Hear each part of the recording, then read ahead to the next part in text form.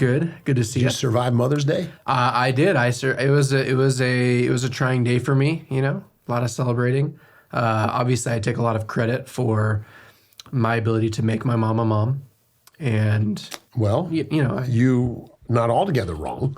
no, I think someone said, you're a Mother's Day enabler. You've enabled somebody to be a mother. There you go. I obviously feel like I deserve a lot of credit for that. Very good.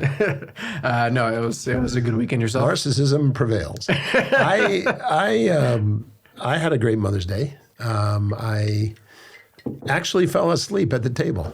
Wow. And after the meal and everything, and we're all sitting around talking, and I was out. They invited me to go to a recliner, which I obliged and took a nap, and I didn't even know when everyone left. So I'm the life of the party, obviously. Yeah, I could tell, obviously. Yeah, I could tell. Well, very good. Last week, we talked a little bit about that passage in Proverbs 26 about how to know when to respond to a fool, and kind of the situational nature of wisdom. And we talked a little bit about that. I thought a related question would be, how does a person in desiring not to be foolish know when to listen to counsel? And the situation I'm thinking of is someone comes to you, you're working through a situation in your life, someone comes to you, they share counsel with you. This person is someone you respect, someone you would consider wise. You don't agree with their advice. Mm-hmm. What's the balance between needing to be convinced for yourself about something versus submitting to someone else's counsel because you know that they are wise, even though you may not agree with it? How do you work through that? Because obviously wisdom isn't absolute black and white. Right. At the same time, we would say it is wise for a younger, less mature person to listen to the counsel of those that are further along in their faith than they are. Yeah. So, the person that doesn't want to be fooled, that wants to be wise, yet disagrees with counsel they're hearing and being given, how do they navigate that? What should they do? What are some principles? It's difficult because you have to ask yourself, is this an issue of conviction for you or preference to you? If it's conviction and somebody's giving you advice you don't agree with, it crosses your conviction, then you need to reevaluate your conviction.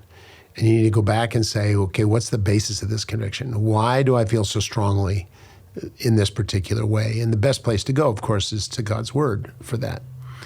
But I think that in all of those things, even when you disagree with advice or counsel that has been given to you, one of the things I think is far too lacking is a teachable spirit. I've counseled many people who have rejected the counsel because they didn't like what they were hearing, but they preferred their own way. And I've said to them, why do you think that consistently retaining your opinion is going to result in a different outcome than what has already proven over and over again to be a source of discouragement? So to keep doing the same thing and expecting different results is craziness, right? So we need to recognize that sometimes the advice that we don't like is exactly what we need to hear that will enable us to be dislodged from the logjam of circumstances we find ourselves in. So teachability is of great premium. Proverbs 12, verse 15, speaks to this issue. Proverbs 12, 15. Proverbs 12:15. The way of a fool is right in his own eyes, but a wise man listens to advice. Now, listens doesn't necessarily mean, I think in the context, it implies you listen to the point of heeding, but you have to listen. Fools don't want to hear it. He's always right in his own eyes, the fool. He doesn't think anyone else can speak into his life. He's not teachable. And the same is in Proverbs 9. If you flip over to 9, Proverbs 9:9. Proverbs 9:9. Give instruction to a wise man, and he will be wiser still. Teach a righteous man, and he will increase in learning. So there's a benefit in being willing to listen.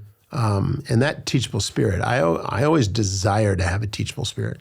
There are times when I hear things that I don't like either, and I'm too quick to just, That's wrong. I don't like that. That's not acceptable. That's not a good thing. And that can portray an arrogance. That can portray a variety of things that I never want to portray. So I yearn for a teachable spirit, to be able to listen to divergent perspectives than mine. Especially, we have to understand that not all counsel is good counsel.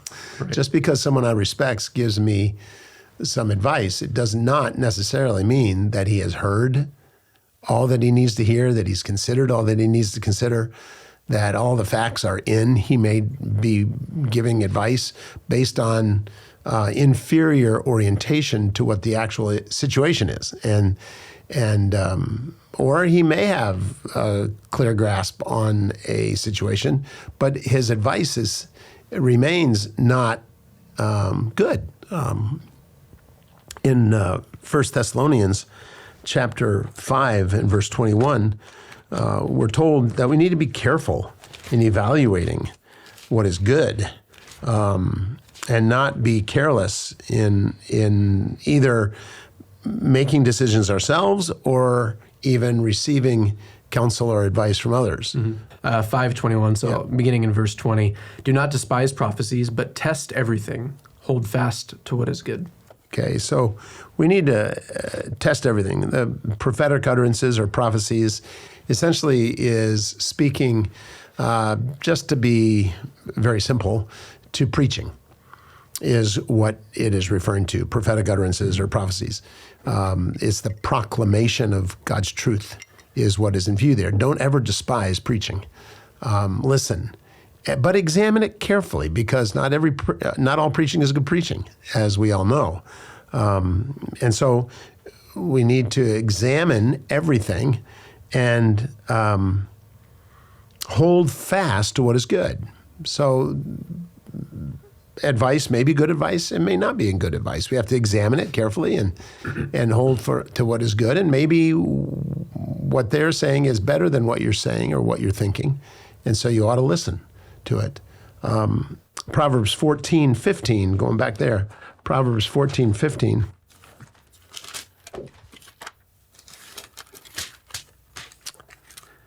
Proverbs 14:15.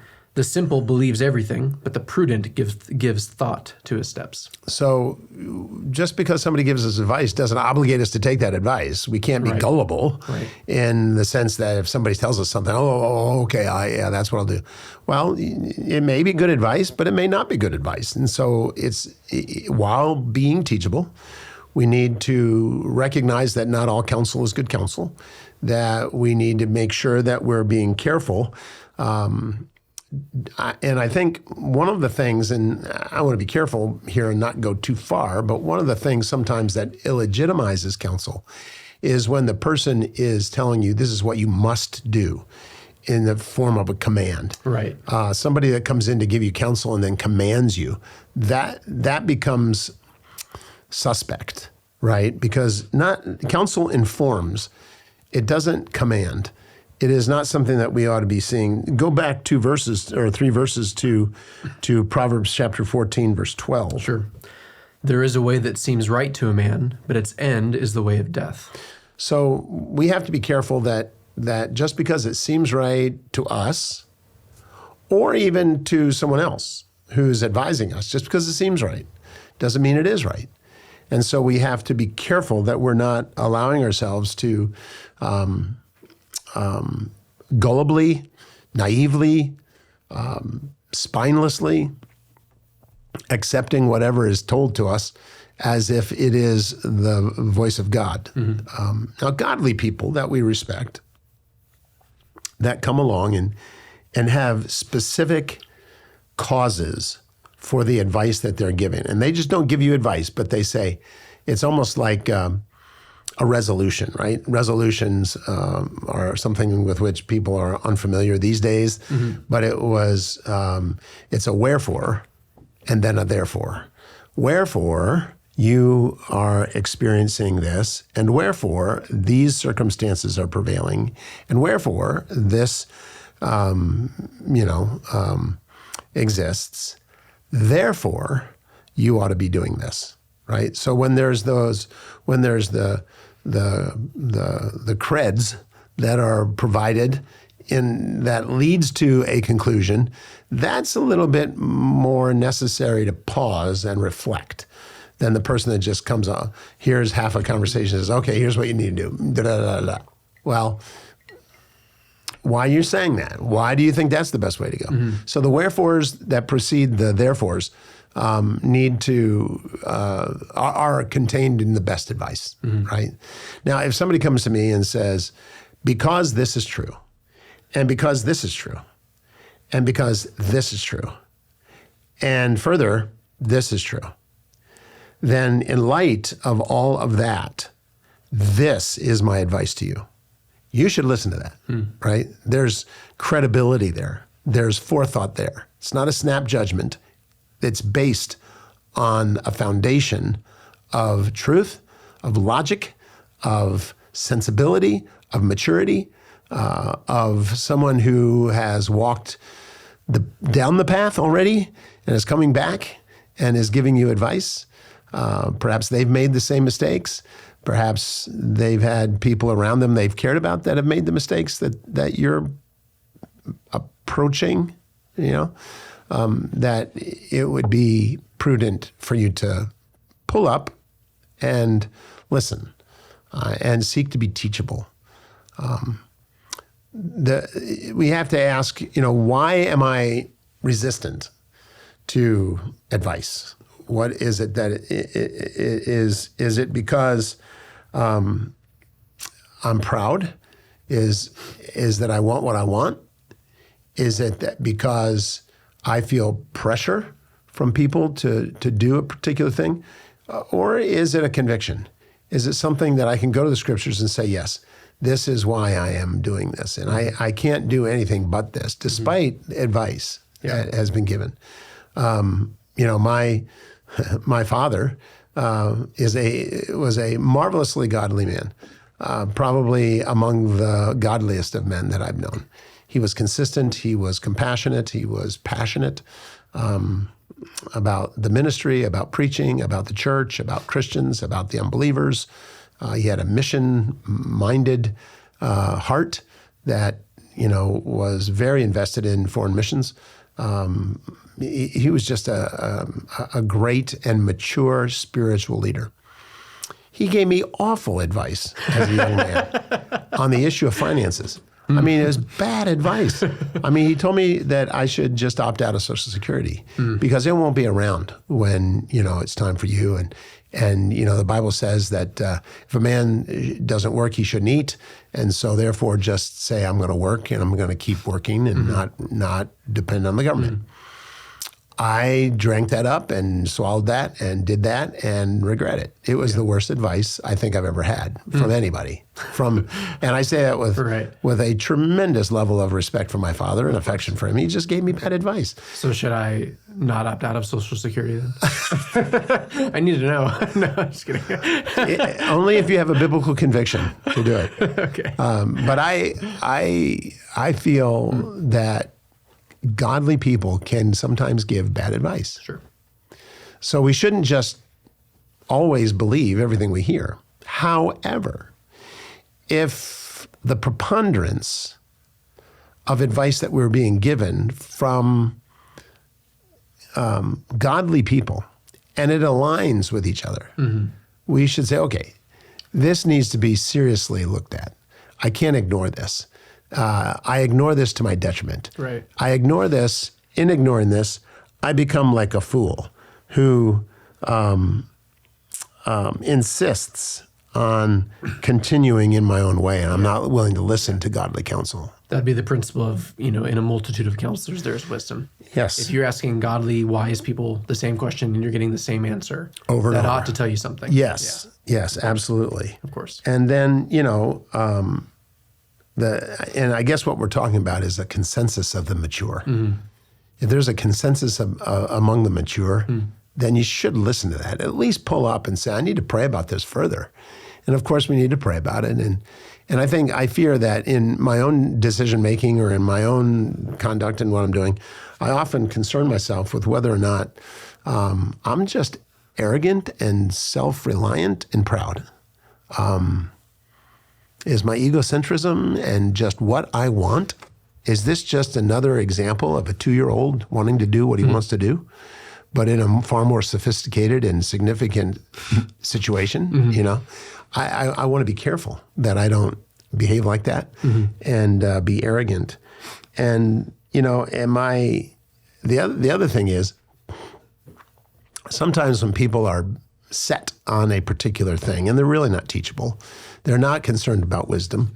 They feel like they can explain reasons why they should do what they're doing, despite the objections and despite the clear obstacles that wise people are identifying for you, and you're continuing to want to do your own thing anyway.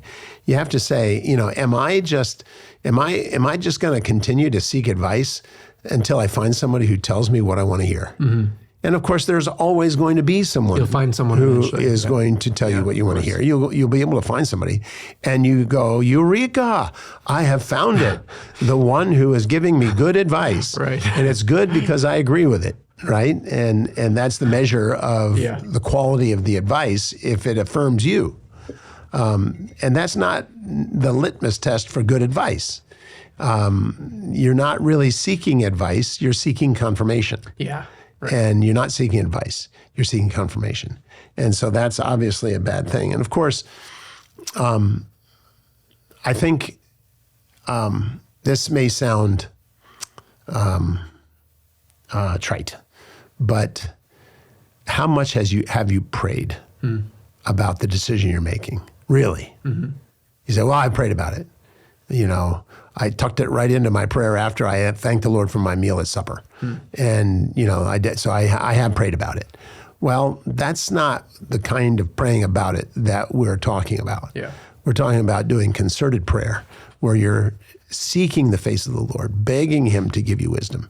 As, you know, James 1 says, if anyone lacks wisdom, let him ask of God. Yeah. And in the situation there, it's practical wisdom that's being sought in the midst of trouble, trials, difficulties that you're going through, and you're seeking to know, how should I respond in this particular trial? That's the wisdom in the context that's being specifically referred to, is how to manage or navigate through the circumstance of peril or tribulation or trial that I'm in. How can I do that? And God will give that to you.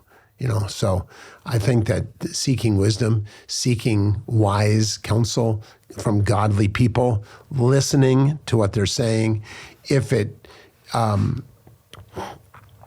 agrees with you, give it a point. If it disagrees with you, give it 5 points in terms of weight, and consider it. So I think those are some issues or principles, I guess. Yeah. But just don't plant your feet. Yeah. You know, dig in your heels and say, I shall not be moved. You know, if you're going to be like Martin Luther, here I stand, I can do no other. Right. Make sure it's soteriological. Right. It better be.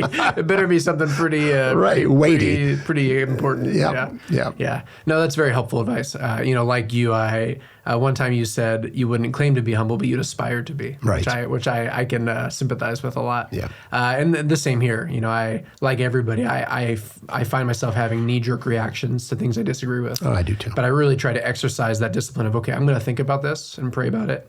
And I want to be open to being wrong, because I am often wrong. And it is interesting how very often I'll come around and say, you know what? I think the advice they gave me was good. I didn't initially agree with it, but over time I came to realize, I think I had it wrong and they had it right. And I'm grateful for that. It protects me, you know. My problem is that I enjoy argument. I mean, it's a recreational sport.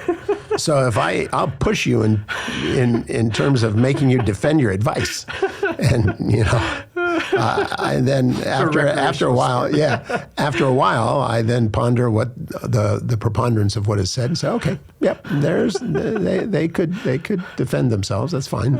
I'll listen to that. So I'm the worst. That I'll disagree with you on. You can argue with me about it later. No, Pastor Rick, thank you very much. A lot of wisdom there. Very grateful for it. Appreciate it. You bet.